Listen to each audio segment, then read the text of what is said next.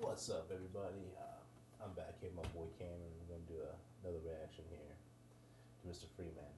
This video is the actual one I saw on TikTok. You know, I told you earlier in the first video, Yeah. when I told you this is the one I originally saw on TikTok, which intrigued me. I was like, oh, I gotta see what this is all about. So we're gonna be Real watching quick that. Go question. ahead, go ahead. How many parts was it on TikTok? Three or four Oh, different parts that you had to watch. it was like three parts. It was like three parts. Only it was like 2 3 minute videos, but they put it in like 3 or 4 parts. It was ridiculous because they're trying to get more views, more videos, more views. I suppose. Yeah, because they sit there and cut you off on a certain point in the video, and they're like, I "I'm hate gonna that. draw you. I'm gonna draw you in because you You guys gotta sit keep there you and coming watch back it." for the next, and you gotta wait for the next upload. You're like, come on, where's part two? Where's part three? No. So here we go, Cameron. You ready for it? This is the Heck one I yeah. originally saw that made me get a little intrigued about these videos. Let's get into it. You may have seen this on TikTok. Let's see. This part is very clear. You're nothing but a pawn, and you'll remain a pawn until you play. The rules are clear. Take what they give away what you have to, and the difference is yours. The question is, how big is the difference? Are you really intending to win? Well, why not? There are lots like me, and we're the actual players. Because on one side of us are the real cattle who let TV do the thinking for them, while on the other is power who believe that we are shit and feeble-minded cattle. Over in the barn, they want us to take care of them. But a long time ago, they gave up on themselves, and now they won't lift a single finger. While those who have real power became more than the rest. Became gods. They sit so high up that they can't see us as either a serious enemy or a trusted friend. They have only one problem, that they're not immortal. That just leaves you and me. Sometimes I benefit you, other times you me. Everyone plays a game of their own. Think you're a player, do you? Now, this is that. This is the original video, and you see why it's intriguing, right? It's Uh-huh. real, and I like the whole In the first image. bit, they're talking about the government, and they're talking about how they're There's a like, oh, sheep, and there's they people with don't, power, and there's ones in between. and they don't want to lift a finger at all. And then like how it said, like the rich get richer. Like for example, they think they're gods. They think they're above everybody, and they think that they are untouchable. And then in reality, it's just like the backbone of society and the backbone of America is the middle class Americans that do all the work, and none of them get recognized at all. That's that way with the whole world, not just That's America. basically what he's talking about on the cattle portion. Yeah, let's get into. I play like the great ones. Take the authorities. Quite unceremonious, but they do have a few lively plays up their sleeves for the people. Every couple of months, they let them blow off steam. Elections, Black Friday, a new auto plant, the latest installment of Star Wars, the Super Bowl. And the people just gobble it up. But when people have holes in their pockets and nothing to eat, who's responsible for that?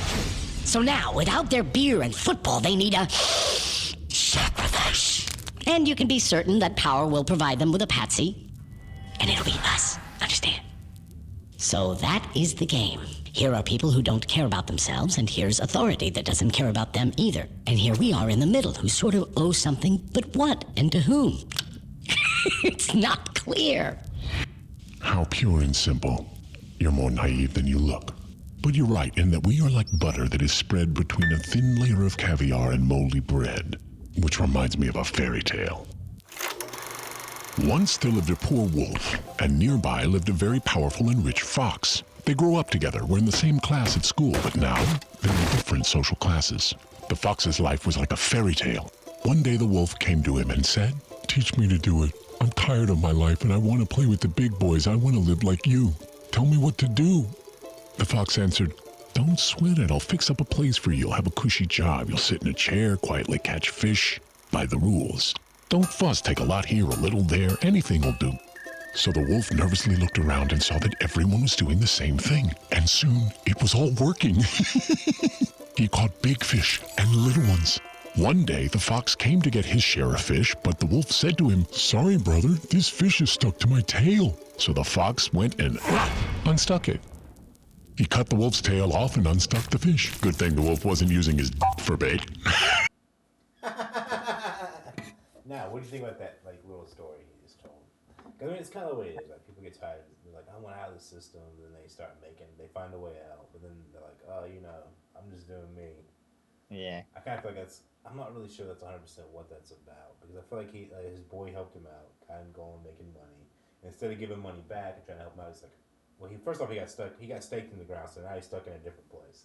He's a slave for another master. Then he didn't want to give up any of the extra fish in that scenario. What are your thoughts on that story?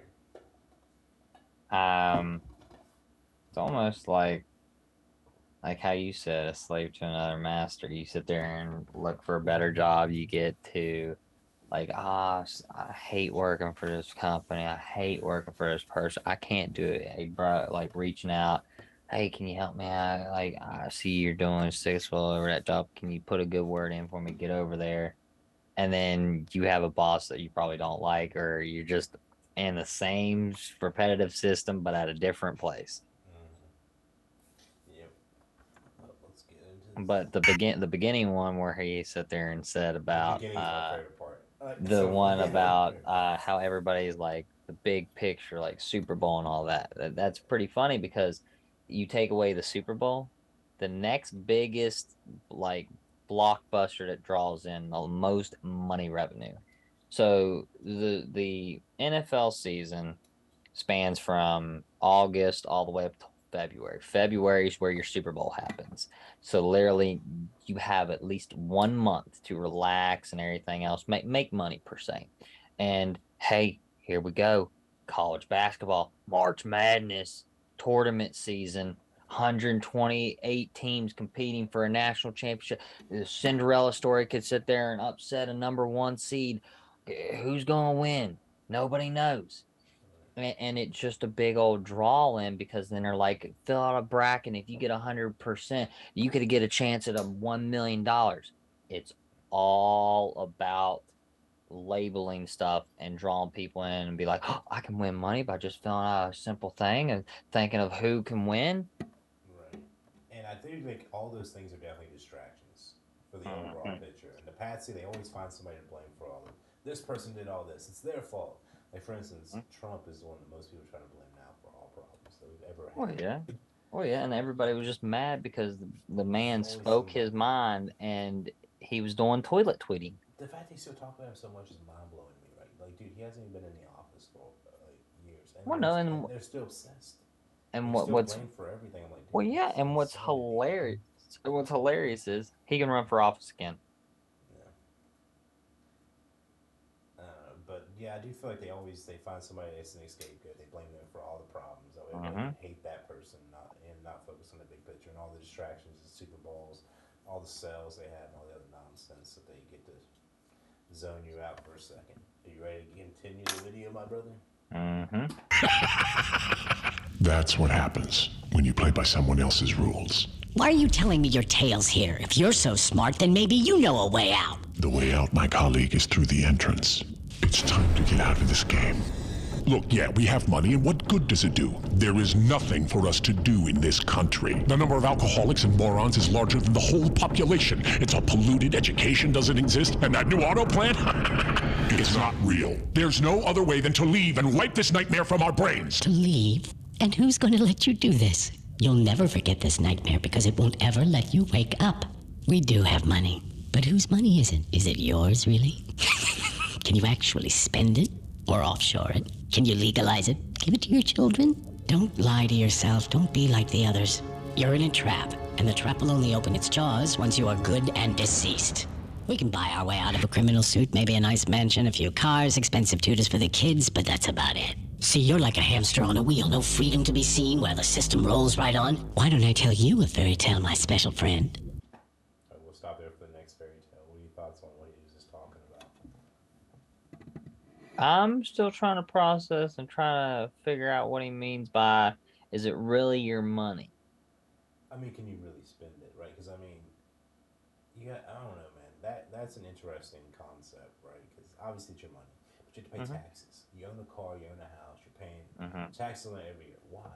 You own it. Do they help upkeep your car? No. At the same time, they can shut your bank account down in a heartbeat, and now you have nothing. Unless you have it like gold or silver, where it's actually not controllable by the bank. But at the same time, Not unless you're like oh yeah, and not unless you're like Mr. Krabs and you put all your money underneath your mattress. It's greed. I feel like Mr. Krabs is the perfect example of the government. They greed, selfishness, not caring about their workers, etc. All the peons. But now, so you're still processing the other stuff? Alright, well, that works. We're about to get the next fairy tale, my brother. You ready? Heck yeah. Once there lived a smart guy like you. He found a job, settled in, and slowly rolled along with his life. Then he looked around and rolled a bit faster.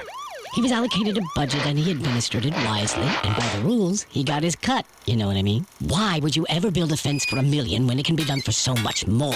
So he rolled on like this. The books looked good. Sometimes they didn't quite balance, but mostly it was a well-oiled machine. He'd give a taste to get off in court, give a taste to avoid an audit, he'd give a taste to whomever caught him and get away. But came the day he decided, enough. I've made enough for myself and my kids. No more risk. Everything can change. I'm leaving the game. Quietly. I need to move my money out and leave. I got away from Grandma. I got away from Grandpa. I got away from the traffic cop, the prosecutor, and the tax police. And I can get away from you, Mr. Fox. And what? What? Just letting him go would have been a total loss for the Fox. Nobody leaves. The Fox hates feisty people. To those who want to leave, he gives a very tough time. Bounces them from the tax police to the DA to court, bleeds them dry, and tosses them in jail. You asked for it, gingerbread man.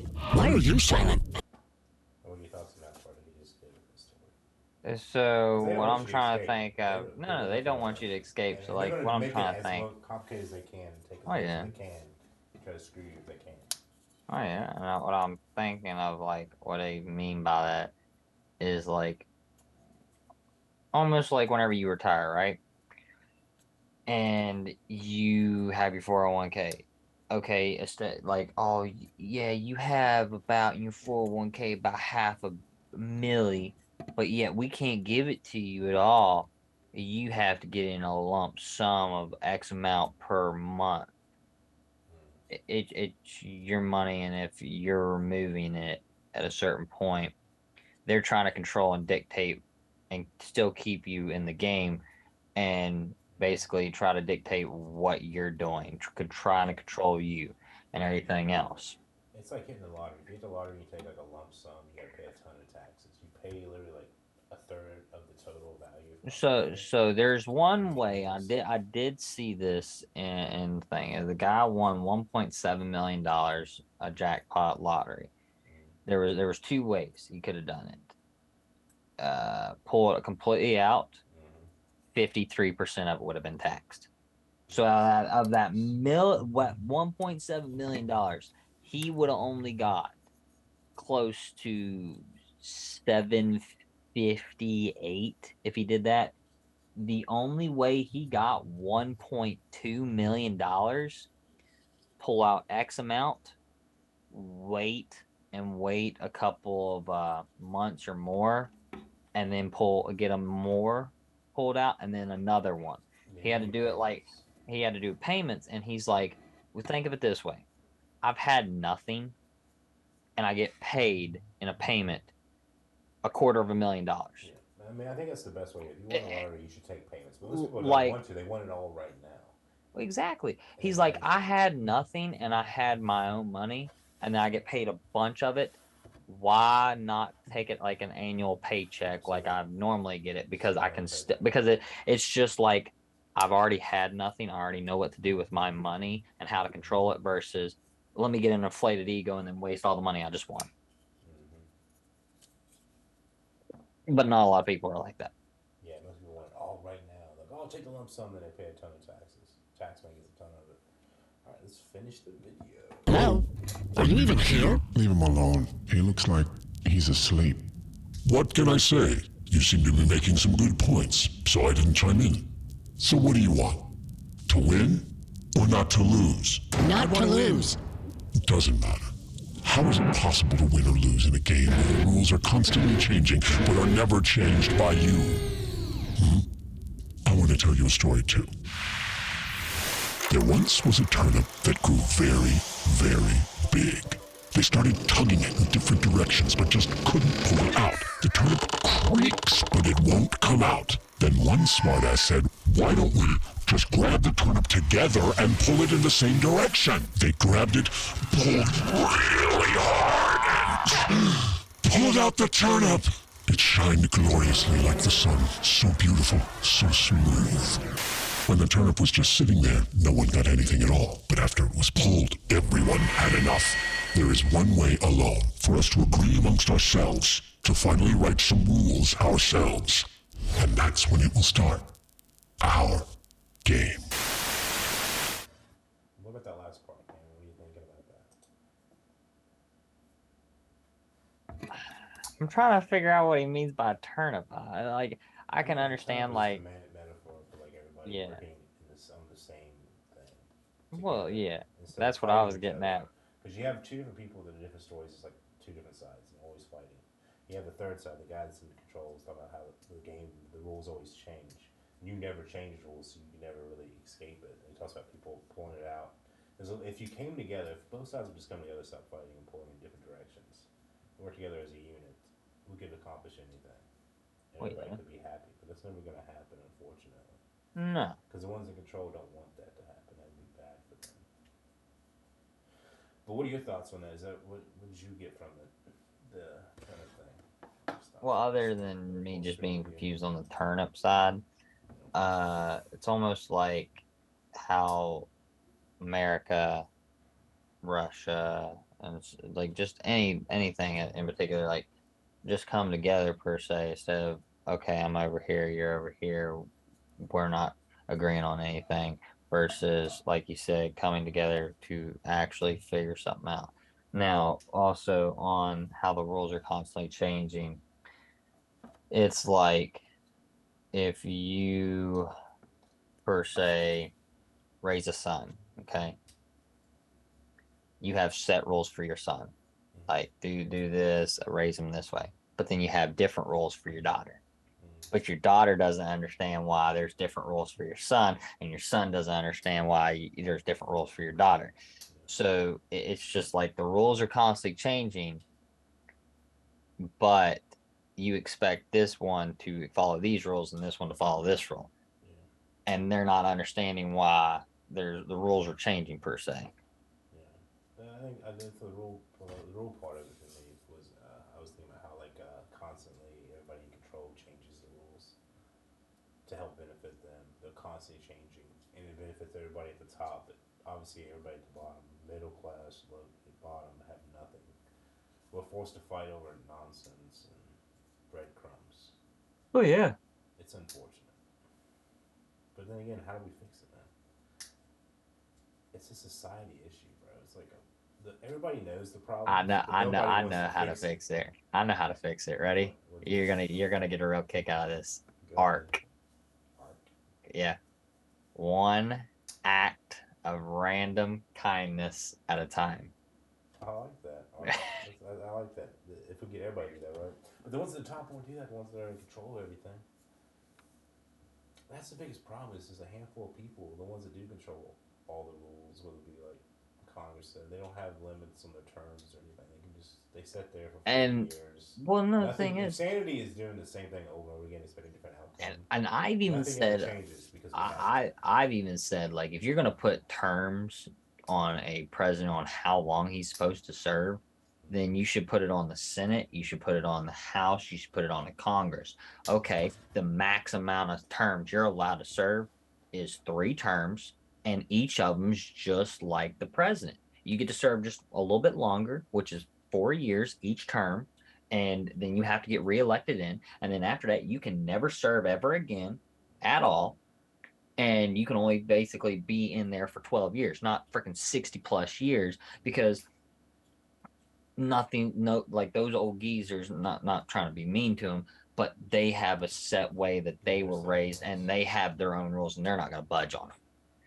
Yeah, it's just like when they were mandatory all the shots, all the vaccine shots, they mandatory, but then the Congress didn't have to abide by that. They had a clause in it where they didn't have to do the same thing. It's like setting rules for one set of people, but not themselves. And I think that's the biggest issue. That's why we have so much corruption in the world in general, not just in the U.S., but around the world. But that's how they keep control, I suppose. Keep everybody fighting each other, changing everything, making loopholes for themselves. The poor keep getting poor, rich keep getting richer. All the tax people are like, oh, the people are always avoiding taxes. I'm like, yeah, the ones that make all those rules allow them to skip out on paying taxes for a reason, because they get money put in their pocket. It's terrible, man. So the system is not really broken because it's doing exactly what it's designed to do. But that is the problem. It's just like the prison system we have, dude.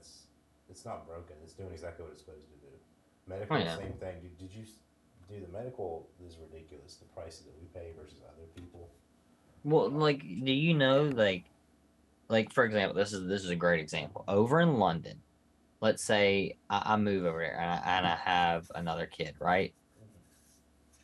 I don't have to pay a single dime to go to the hospital to have my kid born. Yep, you're right. I get paid monthly for having my kid, Let's and address it. I have free health care forever. Let's address this. First off, an ambulance is free there, and if it's Mm-hmm. in the U.S., you pay $2.5 grand for an ambulance. Like And baby, that is like a that's not baby is even. 10,000. Oh no, and that's not even if your insurance doesn't cover it. Yeah, yeah, no. That's because they have like, and the reason why we're never gonna have universal health care is because there's too much money in insurance and everything else. They make too much money off of charging ridiculous prices for things that shouldn't be. They don't care about people's health. It's a paycheck to them, and that's the biggest problem. It all happened back when Reagan took off the cap for insurance companies, so they can just charge whatever they want through the roof. You get to have insurance basically to have Medicare and stuff, and then even Oh, yeah. then you're still paying a ton of money now. I hate that it's everybody's just it's like everybody's just a paycheck. We're all just a number, which is exactly what the reference is. Most everybody's like, you're just a number, and they're not wrong. The government doesn't care. The ones in control only care about their small circle of people. Everybody else is expendable. Oh yeah. What can they get out of you before you die? Like, what can how can they extort you? Whether it's like, I mean, it's like I feel like, dude, you're stuck. You have to work a job. You have to work a full-time job, just to pay to live, food, place to live. It's like you work just to live. It's the whole work, consume, die mentality. That's your endless. It's the endless cycle, man. Well, I mean, unless you try to escape by making side hustles or finding well, that's job. why I'm trying to win money via freaking my side hustle, Hey, which is freaking like freaking sports betting and everything else, and it's worked to an extent. I haven't lost any money. God's blessed me on that. Um, I've done it smartly. I've done research before I just blindly bet. Um, but like I said, the one that I love betting on the most because it's just anything can happen. But 9 times out of 10, stats do not lie on college basketball. It's just also who the heck wants to show up and play. It doesn't matter about your record at all. You could be undefeated, 30-0, and a team comes in there 16-9, rolls in, and they're ready to play, and you sit there and underestimate them. You're sitting there with like 5 minutes left to go in the game, and that team's up by 20. It, it just it's just who wants to play, and that's also another way of life. Like you have a job, and they hire a new guy. And you're like, oh yeah, my job's secure. I ain't got nowhere. They ain't gonna fire me. That guy works his butt off. You're lackadaisical because you underestimate his job and worth ethic. And then, but they're looking at you being lackadaisical and him sitting there putting 110%. They're gonna replace you with him. Yep. You just always have to do your job at the best ability that you can do. Basically do it as in this. Everybody else is out to get you. You need to do your job at 110% every day. Do not give them a reason to fire you, and do not let anybody else tell you your worth, and basically do your job where nobody can take it from you. That's basically essentially what you have to do on an everyday basis. Because at the end of the day, just like a pyramid scheme, you're replaceable. It's sad, but it's true. You're very Yeah, everybody's replaceable. replaceable. And until you work it till you die, then they replace you with somebody else. I hate that most people don't care. Like human life is so not cared about. Oh yeah. But people used to help people. Now people just record things happening. Don't try to step in most of the time. What Trying you to would get likes on that video. I have watched, and I just don't know what it is. Like how you said, like people used to be nice to people. This generation, I swear, I've watched it where they're rude as hell to the elderly people. The last time I checked, I was raised respect your fucking elders. Absolutely. Like just because they're older than you and they're slower than you or they're not hearing you, you have to be a dick or an asshole to them? Right. No. Well, you know, once again, it goes because they see them as opposition. They think old people are to blame for all these things. Like, it's their fault, everything is fucked up. Now we gotta try to fix it. But the reality is, every generation thinks that. Every generation keeps messing up. You just gotta try to improve at some point. Well, I will say this also, like every generation, like let's say my generation, and then like the now generation, and then the generation before me, they think their generation was the best generation Yeah. around. I just don't get it. Oh, our generation is better than your generation, blah blah blah, because we have this. Once again, it's pick a side. Cameron. Pick a side. And the one thing I actually have noticed a lot is a lot of people nowadays, they do not understand the value of a dollar. They basically, like, what I mean by that is, like, if I had a son who doesn't understand the value of a dollar, oh dad, I need money, give it to me, blah blah. No, you're gonna learn and you're gonna understand the value of a dollar. Yeah, you Like work for for it. example, I had a girl I went to high school with. Her parents were rich, both of them were lawyers. Okay. Sick turned 16. She did not have to pay for car insurance. She did not buy the car. Her mom and dad bought her a brand new, fresh off the stock line, an Audi R8 for her 16th birthday. $60,000 car. And she sits there and saying, oh, this is my car. I bought it. No, your mom and daddy bought it. And you're not understanding the value of a dollar because you're a rich, preppy snob and entitled.